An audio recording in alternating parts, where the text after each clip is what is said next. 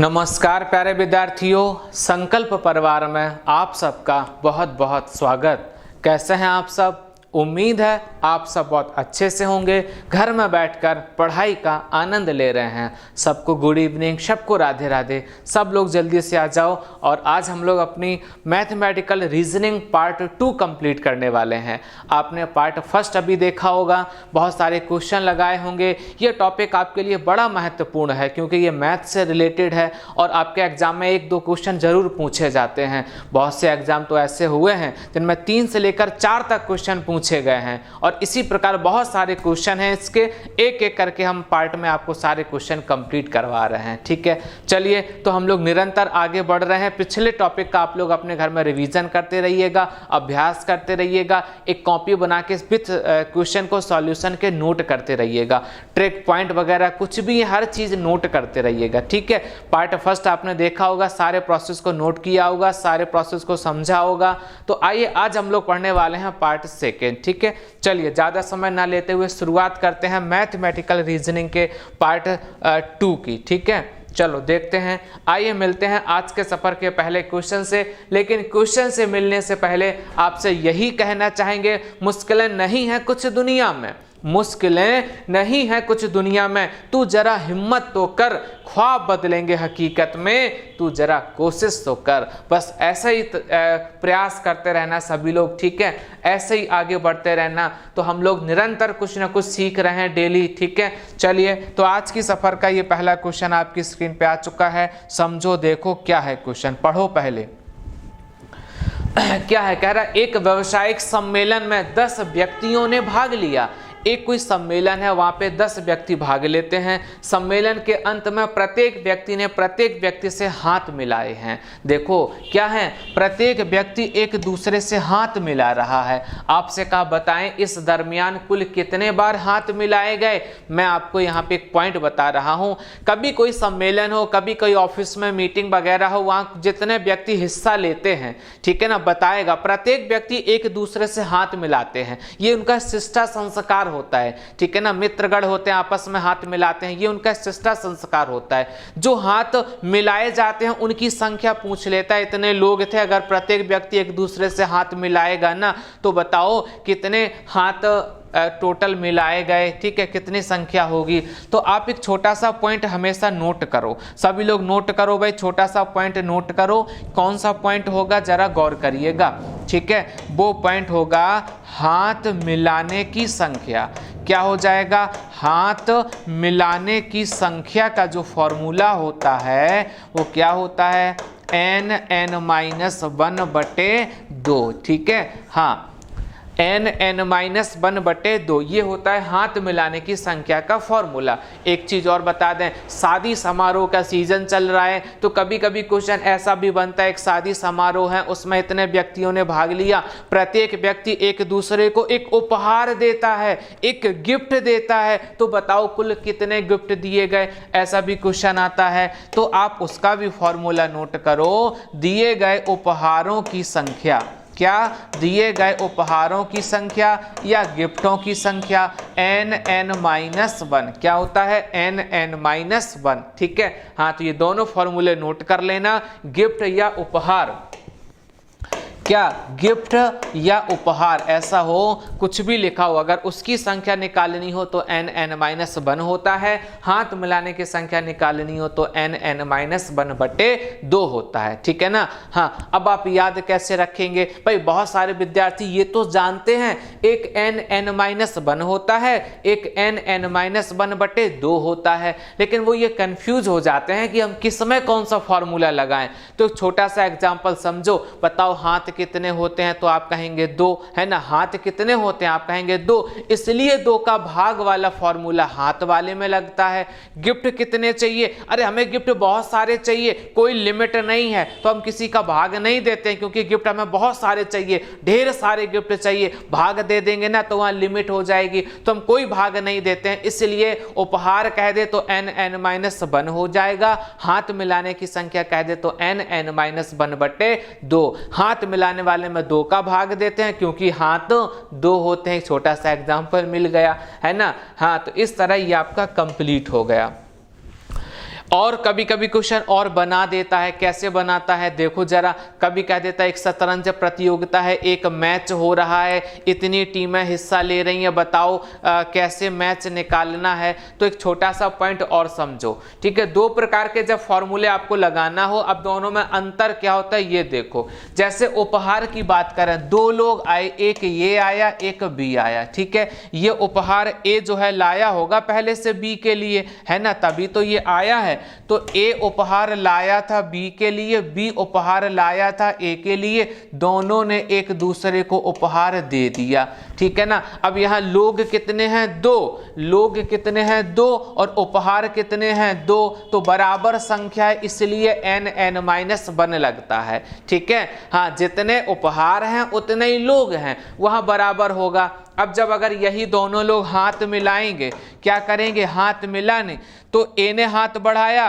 B ने हाथ बढ़ाया, तभी तो हाथ मिला होगा। अब लोग हैं दो, लेकिन हाथ की जो मिलने वाली संख्या है वो आई है एक, इसीलिए इसमें आधा होता है, एन एन माइनस वन बटे दो होता है। तो जब कभी अगर दोनों फॉर्मूले कंफ्यूज हो जाओ, या क्वेश्चन कभी अलग भाषा का आ जाए, ठीक है ना, कोई दूसरी भाषा ले ले, शतरंज प्रतियोगिता है, टीम वगैरह है, तो वहां ये निकाल लेना लोग कितने हैं? दो। अगर दो लोग हैं, दो का यूज हो रहा है, ठीक है, तो एन एन माइनस वन लगा देना। दो लोग हैं, काउंटिंग आधी हो रही है, तो वहां एन एन माइनस वन बटे दो लगा लेना। एक छोटा सा एग्जांपल बताएं, एक के मैच हो रहा था, 10 टीमें हिस्सा ले रही हैं, प्रत्येक टीम एक दूसरे से मैच खेलती है, बताओ कुल कितने मैच खेले गए। फिर एक बात समझना, मान लो दो टीमें हैं, एक का नाम एम है, एक का नाम एन है, दो टीमें हैं। अरे भाई, एक मैच जब खेलेंगी तो दोनों आपस में खेलेंगी, एम भी खेलेगी और एन भी खेलेगी। अरे मैच तो एक होगा ना, टीमें दो हैं। कितनी हैं? टीमें दो हैं, लेकिन मैच एक कहा जाएगा, मैच आधा है, मैच की संख्या आधी है, तो कौन सा फॉर्मूला लगेगा? एन एन माइनस वन बटे दो, ठीक है ना। टीम दो हो गई, अब दोनों टीमें जो है मैच खेलेंगी, तो मैच तो एक कहा जाएगा ना, टीमें दो हैं, मैच एक है, समझ लेना क्या होगा? मैच की संख्या आधा, यानी यहाँ पे आधा वाला फॉर्मूला लगेगा एन एन माइनस वन बटे दो, ठीक है। उम्मीद है ये सारी बातें सबको समझ में आ गई होगी। चलिए इसी पैटर्न पे हम आगे क्वेश्चन सॉल्व करते हैं, ठीक है ना। आइएगा, मिलते हैं आज के पहले क्वेश्चन से। क्या था देखो जरा, कह रहा था एक सम्मेलन में 10 व्यक्तियों ने हिस्सा लिया, प्रत्येक व्यक्ति हाथ मिलाता है, हाथ मिलाने की संख्या जानते हो क्या होती है? एन एन माइनस वन बटे दो। 10 लोग हैं, 10 गुणा 9 बटे 2 करेंगे, ये कटेगा 5 बार, 9 पन्ना 45 राइट आंसर। ऑप्शन नंबर दूसरा सही है, बी सही है, 45 सबका आ गया होगा, ठीक है। तो उम्मीद है छोटा सा क्वेश्चन था, सरल था, सबका आ गया होगा। आइए दूसरा पढ़ते हैं। दूसरा पढ़ो, दूसरा फिर अलग प्रकार का है, पढ़ो जरा। केले के पहले गुच्छे में, क्या बात है, केले के यहाँ गुच्छे बताए गए हैं, एक तो पहला गुच्छा है, एक दूसरा गुच्छा है, ठीक है ना। हाँ, पहले गुच्छे में मौजूद केलों की संख्या, कह रहा पहले में पता कितने हैं? कितने हैं? बोले जितने दूसरे में हैं उनसे 1/4 ज्यादा हैं। किसमें? पहले में। कह रहा पहले गुच्छे में दूसरे में जितने हैं उससे ज्यादा हैं, तो अगर दूसरे में हम x मानेंगे तो पहले में x में x/4 कैसे हैं? ज्यादा हैं। यही तो उसने कहा था। देखो क्या कहा था, दो गुच्छे हैं, पहले गुच्छे में मौजूद केलों की संख्या दूसरे गुच्छे में जितने हैं उससे 1/4 ज्यादा हैं, तो हमने मान लिया इसमें कितने हैं? x हैं, तो इसमें x/4 ज्यादा हैं। ज्यादा कैसे बनाना है? पहले x और x बराबर किए, फिर x का 1/4 और जोड़ दिया, वो ज्यादा हो गया, ठीक है। अब फिर देखो, अच्छा फिर एक बात बताना, क्या कि मान लो पहले गुच्छे में 7 हैं, एक छोटा सा एग्जांपल समझा रहे हैं। मान लो पहले में 7 हैं, दूसरे में 3 हैं, ठीक है।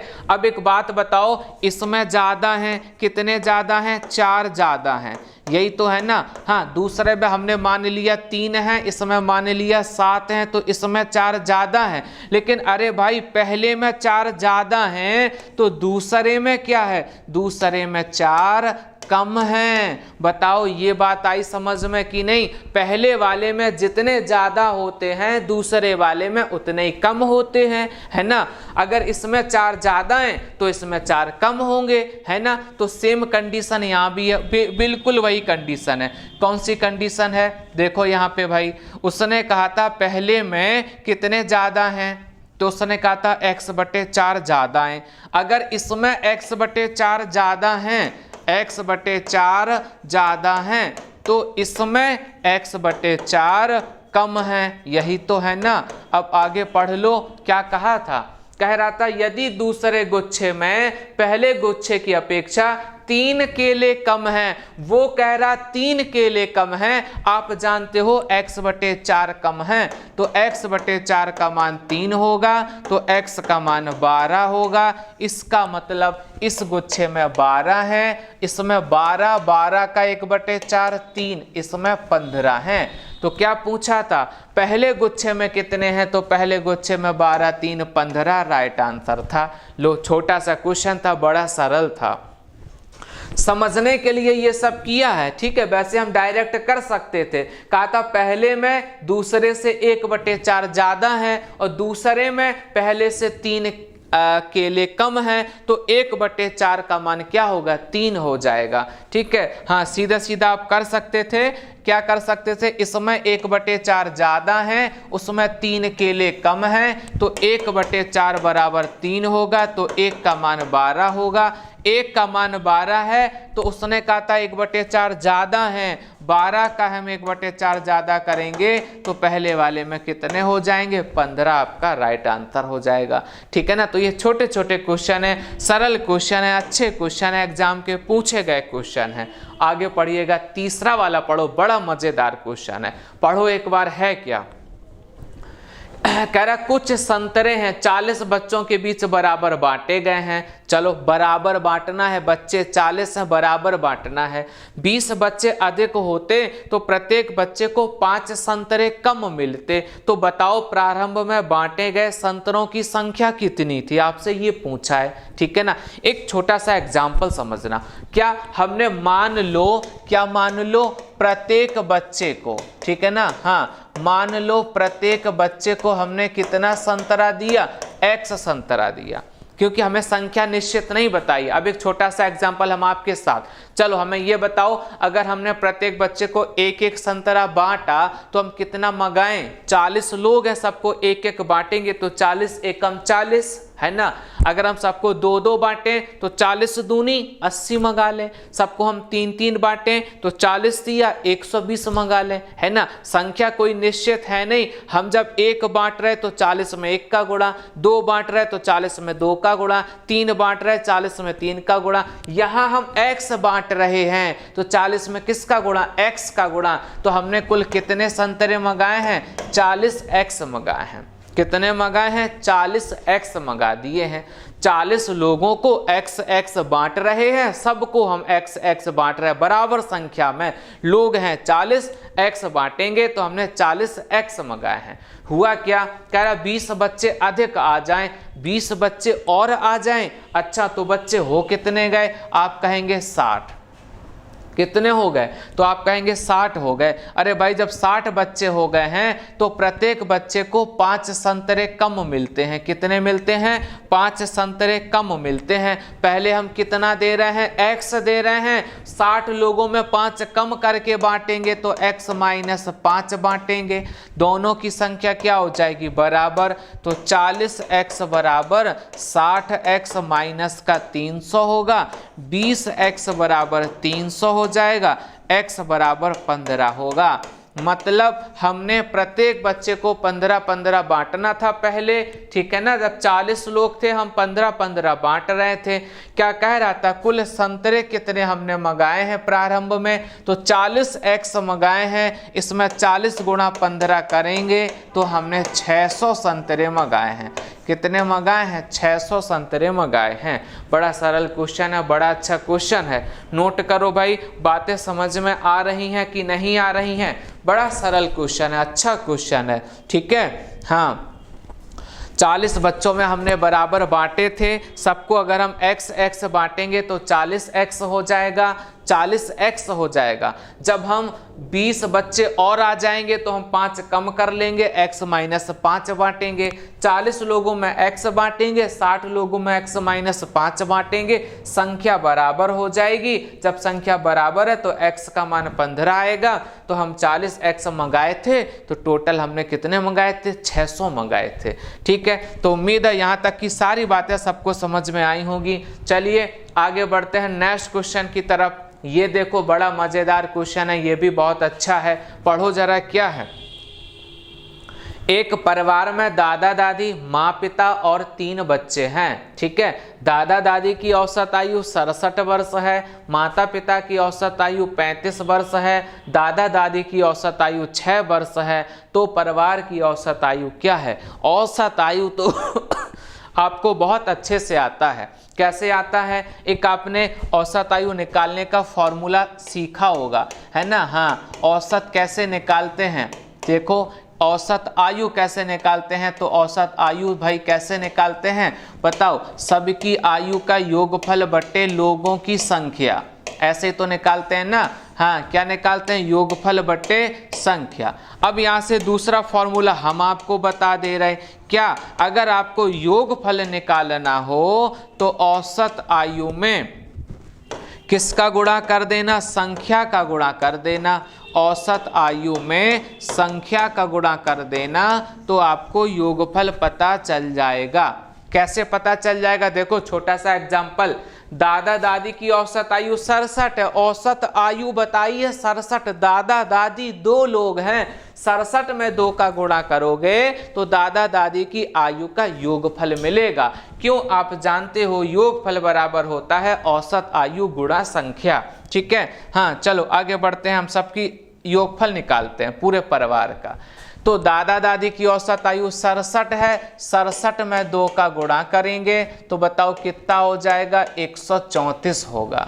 ठीक है, क्या हो जाएगा? 134 हो जाएगा। ठीक है, अब आ जाओ, माता पिता की औसत आयु 35 वर्ष है, माता पिता 2 लोग हैं तो 35 दूनी 70 होगा। अच्छा, 3 बच्चे हैं, देखो यहाँ लिखा था 3 हैं, ठीक है ना। हाँ, 3 बच्चों की औसत आयु 6 वर्ष है तो 6 में 3 का गुणा करो, 18 बच्चों का योगफल। दादा दादी को जोड़ने से 134, माता पिता को जोड़ने से 70, बच्चों को जोड़ेंगे तो 18। पूरे परिवार का योगफल निकालें। किसके?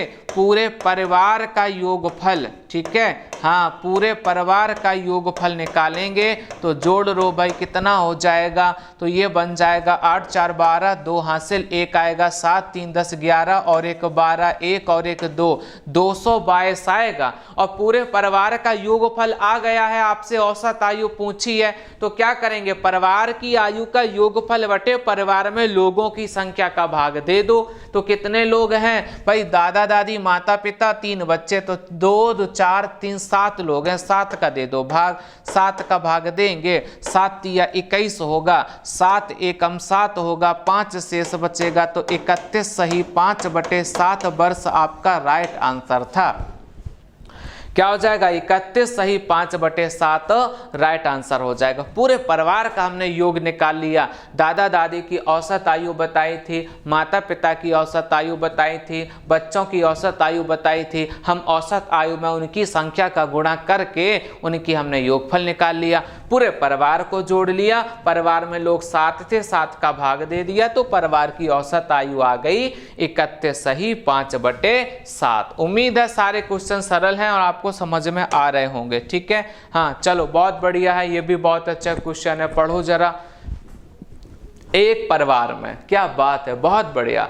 एक परिवार में एक दंपति मतलब एक पुत्र और एक पुत्री है। ठीक है, हाँ, एक परिवार में एक दंपति मतलब एक पुत्र और एक पुत्री है। दंपति का मतलब क्या होता है? माता पिता, है ना, पति पत्नी है और उनका एक पुत्र और पुत्री है। तो परिवार में जो लोग हैं वो कितने हैं ये देखो। एक तो परिवार में माँ है और परिवार में पिता है और कौन है भाई? एक पुत्र है और एक पुत्री है। ये 4 लोग बताए हैं। कितने लोग हैं? 4 लोग हैं। एक दंपति का मतलब माता पिता हो गए और पुत्र और पुत्री हो गए। कह रहा था पिता की आयु पुत्री से 3 गुनी है। पिता की आयु पुत्री से 3 गुनी है। पुत्री को x मानो, पिताजी हो गए 3x। क्योंकि पिताजी 3 गुने बताए हैं, पुत्री को x मान लो, पिताजी 3x हो गए। फिर क्या कहा था, पुत्र की आयु माता से आधी है। देखो यही समझना, पुत्र की आयु माता से आधी है। अभी आपको ना तो पुत्र की पता है ना तो माता की पता है, अभी आपको 2 लोगों की पता है, पुत्री और पिता। ठीक है, अब माँ पुत्र को आप अपने मन से नहीं मान लेना कि मैं माता को y मान लूं, पुत्र y/2 आधा कर दूं। हमेशा क्वेश्चन में एक कैंडिडेट की मानी जाती है, वो भी x, ऐसा नहीं तुम पूरे घर भर को मान लो। ठीक है, हाँ गलत हो जाएगा। तो आप अभी ना तो माता को टच करो ना भी पुत्र को टच करो, कोई ऐसी कंडीशन ढूंढो जो इन लोगों से बताई गई हो। तो हमने अभी इस कंडीशन को छोड़ दिया। कौन सी कंडीशन को छोड़ा, पुत्र की आयु माता से कैसी है, आधी है। ठीक है, अभी हमने इसको ब्रेक कर दिया, आगे पढ़ लेते हैं। पहले कह रहा था पत्नी अपने पति से 9 वर्ष छोटी है। पत्नी पति से 9 साल छोटी है। आपको यहाँ किनकी आयु पता है, पिताजी की, मतलब पिताजी की पता है, पति की पता है। तो जो माता जी हैं वो 9 साल छोटी हैं। तो अब हम यहाँ माता की आयु निकाल सकते हैं। पिता की आयु में 9 घटा दो तो माता की आयु मिल जाएगी, क्योंकि माता जी 9 साल छोटी हैं। और भाई अपनी बहन से 7 साल बड़ा है। ये जो है बहन से 7 साल बड़ा है, तो ये कहलाएगा x + 7 का 7 साल बड़ा है। ठीक है ना। अब बताओ माँ और पुत्र की आयु आ गई ना। अब एक कंडीशन छोड़ के आए थे, कौन सी, पुत्र की आयु माता की आयु से आधी है। उसने कहा था पुत्र की आयु माता की आयु से आधी है। हमने एक तरफ पुत्र को बुलाया, एक तरफ माता को बुलाया। उसने कहा पुत्र आधा है। ठीक है, सेकेंड वाली कंडीशन में आयु जब मैंने पढ़ाया है वहां आपको बताया होगा कि पहली कंडीशन में तो वही मान माने जाते हैं जो आपको बताए जाते हैं। पिताजी 3 गुने तो पिताजी 3x हो गए, पुत्र x हो गया। माताजी 7 गुनी तो पुत्र x है, माताजी 7x हो गई। लेकिन जब दूसरी कंडीशन आती है, हमें जहां मान निकालने होते हैं, वहां हमेशा एक कंडीशन याद रखना, कौन सी, कि जो जितने गुना होता है, जो जितना बताया जाता है उसको हम लोग टच नहीं करते, दूसरे वाले को उतना ही गुना करते हैं। कहने का मतलब दोनों को बराबर करते हैं, जिससे हमारा x का मान आए। अरे भाई उसने कहा पुत्र की आयु आधी है, तो आप ना माता जी को आधा कर दें, जिससे दोनों के मान बराबर हो जाएं। ठीक है, आप पुत्र को आधा क्वेश्चन करेगा, आप माता को आधा कर दो। अगर क्वेश्चन पिता को 4 गुना करे, आप पुत्र को 4 गुना कर दो। दोनों बराबर होने चाहिए। ठीक है ना। अब बराबर कैसे होंगे, 2 का यहाँ गुणा कर दो, 3x - 9 बराबर 2x + 14। पक्षांतर करो, x का मान 23 है। क्या है, 23 है। सबकी आयु आ गई। पुत्री है 69 की, x का मान 23 है। सॉरी, ये है 23 की, माता जी 69 की हो जाएंगी। ठीक है ना। हाँ, पुत्री 23 की है, 23 और 7 30 है। और ये कितने हो जाएंगे, 3x, ये 69 के, पिताजी 69 के हैं, 9 कम करेंगे, माता जी तो 60 की हैं। ये सबके आंसर आ गए थे। क्या पूछा था, माता की आयु कितनी है, तो माता जी 60 बरस है। राइट आंसर 60 हो गया था, सॉल्व हो गया था।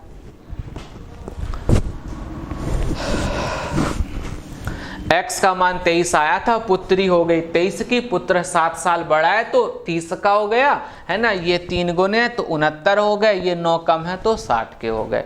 यहाँ तक की सारी बातें सबको समझ में आ गई होगी, समझ लिया होगा, कैलकुलेशन कर ली होगी। पहले कंडीशन में वैसे ही मान माने जाते हैं जो क्वेश्चन बताता है, दूसरी कंडीशन में हमेशा उल्टे मान किए जाते हैं। पिताजी 4 गुना बताया तो पुत्र को कर दो, है ना। माताजी आधी बताई है या पुत्र आधा बताया तो माताजी को आधा कर दो। कुल मिलाकर उल्टा किया जाता है, क्योंकि हमें x का मान चाहिए होता है। ठीक है, चलिए आगे बढ़ते हैं अगले क्वेश्चन की तरफ। चलो बताओ, ये भी बहुत अच्छा क्वेश्चन है, मजेदार क्वेश्चन है। आज की क्लास का सबसे मजेदार क्वेश्चन तो आपका यही है। बहुत अच्छा क्वेश्चन है ये। ठीक है, हाँ बहुत अच्छा क्वेश्चन है, पढ़ो समझो जरा। ये भी एग्जाम में आ चुका है, ये एग्जाम में ये क्वेश्चन आ चुका है। पढ़ो पहले सभी लोग, क्या है क्या क्वेश्चन। पहले एक बार पढ़ लो सब लोग। कह रहा था एक व्यक्ति कुछ रुपए दांव पर लगाता है। ठीक है। हाँ, एक व्यक्ति कुछ रुपए दाव पर लगाता है और हार जाता है। दाव पर तो खूब लगाए होंगे आप सब ने, तो है ना, आप सब तो जानते ही हो दाव पर कैसे लगाए जाएं। बस होली दिवाली आ जाए आपको तो यही खुशी मिलती है कि चलो चलो दाव पर लगाएं, है ना। होली दीपावली पे बस यही सबका काम यही रहता है।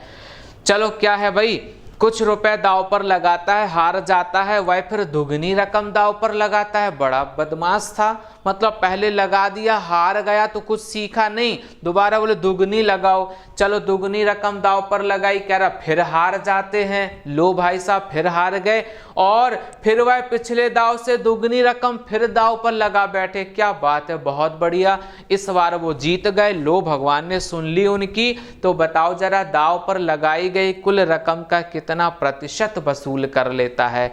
याद रखना, ये क्वेश्चन एग्जाम में पूछा था, बड़ा मजेदार क्वेश्चन था। ठीक है, चलो देखो, सबसे पहले उसने 100 रुपए लगाए। कितने रुपए लगाए? मान लिया हमने कि उसने 100 रुपए लगाए, लेकिन वो हार गया, उसे कुछ नहीं मिला। देखो, हारने वाले को कुछ नहीं मिलता है, जीतने वाले को दुगने मिलते हैं। 100 लगाओगे 200 मिलेंगे, 500 लगाओगे 1000 मिलेंगे। बढ़िया प्रॉफिट है। हाँ, आराम से 50,000 लगाओ 1 लाख पाओ।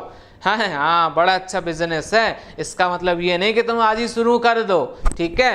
हाँ, देखो क्या था कि भाई एक व्यक्ति कुछ रुपए दाव पर लगाता है, तो मैंने मान लिया उसने 100 रुपए दाव पर लगाए, वो हार गया तो कुछ नहीं मिला। दुगनी रकम यानी 200 दाव पर लगाई। अच्छा, दुगनी लगाई, फिर हार गया, कुछ नहीं मिला। बड़ा बदमाश टाइप का था, कह रहा था हम फिर दोबारा लगाएंगे। अरे भाई, इस बार उसने फिर दुगनी लगाई 400 और इस बार जीत गया। तो बताओ कितने मिले? 800 मिल गए हैं। अच्छा, 400 लगाए थे, 800 मिल गए हैं। जब हार जाते हो तो कुछ नहीं मिलता है और जब जीत जाते हो दुगने मिलते हैं। चलो, अगर आप जीत गए तो दुगने मिलते हैं ना। टोटल आपने लगाए कितने? 100, 200, 400, मतलब टोटल गिनो कितने लगाए हैं?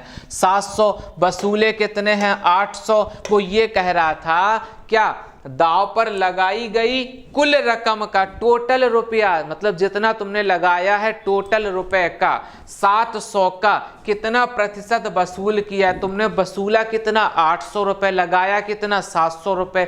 वो कह रहा 800 जो है 700 का कितना प्रतिशत है? तो 800 निकालना है, 700 का निकालना है, गुणा कर दो 100 का, 0 से 0 कट जाएगा। 800 में 7 का भाग दे दो, 114 सही 2/7 राइट आंसर हो जाएगा।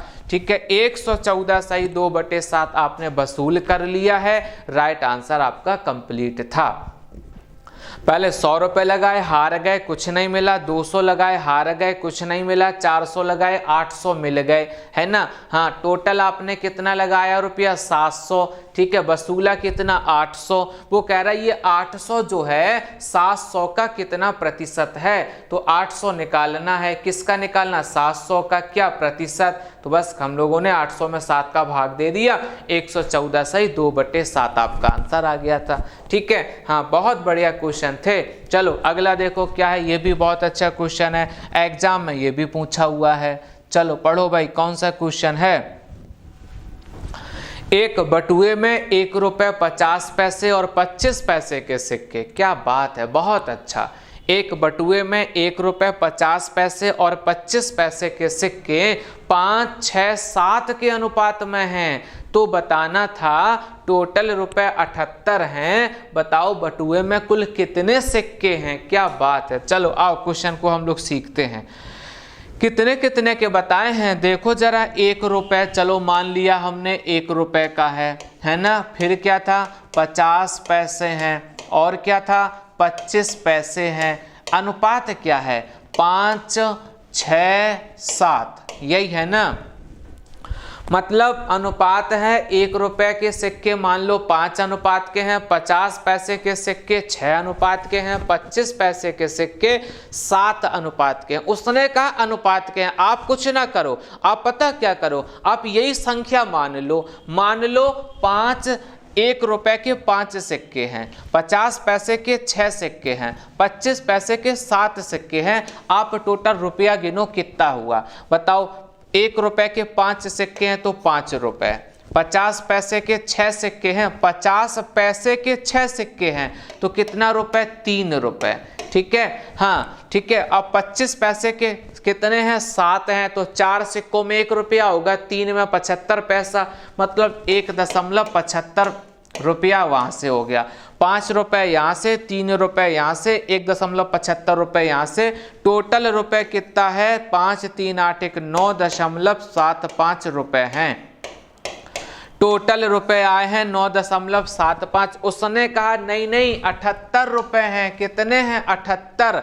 आपके कितने आए हैं? 9.75। अब यहीं से आपको एक काम करना है, उसके रुपए लिखो ऊपर, अपने रुपए लिखो नीचे, क्योंकि उसने बात भी तो बताई है, उसकी तो सही है, उसकी पहले मानो। उसकी बात लिखो ऊपर, अपनी बात लिखो नीचे, और जो पूछा जाए उसका कर दो गुणा।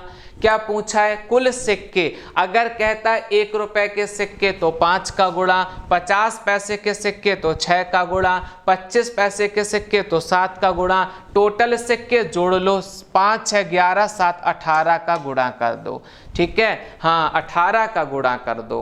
अब क्या हो जाएगा? दशमलव काटो, 0 0 बढ़ जाएगी। 975 से ये कटेगा 8 बार। कितना कटेगा? 8 बार। इनका हम लोग गुणा करेंगे, 144 होगा। कुल सिक्के आएंगे आपके 144। कितने हो जाएंगे? 144। ठीक है, तो उम्मीद है बड़ा सरल क्वेश्चन आपको समझ में आया होगा। बड़ा सरल ही होता है इस तरह का। आप ऐसे क्वेश्चन में हमेशा क्या करना, जो अनुपात दिया जाए वही संख्या निश्चित मान लेना, वहीं से रुपए आप निकाल लेना, उनके रुपए ऊपर लिखना, अपने रुपए नीचे लिखना। जो पूछे 25 पैसे के सिक्के का है तो 7 का गुणा, 50 पैसे के सिक्के का है तो 6 का गुणा, 1 रुपए के सिक्के का है तो 5 का गुणा। जो भी आपसे कहे, टोटल सिक्के का इन्हीं सबको जोड़ लो, उसका गुणा। बस आप कैलकुलेट कर लेना, आपका आंसर हो जाएगा। ठीक है, तो उम्मीद है यहां तक की सारी बातें सबको समझ में आई होंगी। ठीक है, आगे बढ़ते हैं नेक्स्ट क्वेश्चन की तरफ।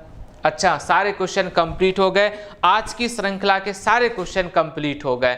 ठीक है, तो बड़े मजेदार क्वेश्चन थे। आप इन्हीं क्वेश्चनों को रिवीजन करते रहिएगा, एक एक बात सीखते रहिएगा, क्योंकि कहते हैं मेहनत इतनी करो कि किस्मत भी बोल उठे, ले बेटा ये तो तुम्हारा हक है। बहुत बढ़िया। ठीक है, तो ऐसे ही आप सब लोग मेहनत करते रहिएगा, सारे क्वेश्चन को दोबारा से लगाते रहिएगा। कहीं कोई दिक्कत आती है तो दोबारा से वीडियो देख लीजिएगा, फिर भी कोई दिक्कत आती है तो कमेंट बॉक्स में आप पूछ लीजिएगा। ठीक है, चलिए आज की क्लास को अब हम लोग यहीं ओवर करते हैं। आपको फिर मिलेंगे, वो भी अगली क्लास में। तब तक सभी प्यारे विद्यार्थियों का बहुत बहुत धन्यवाद।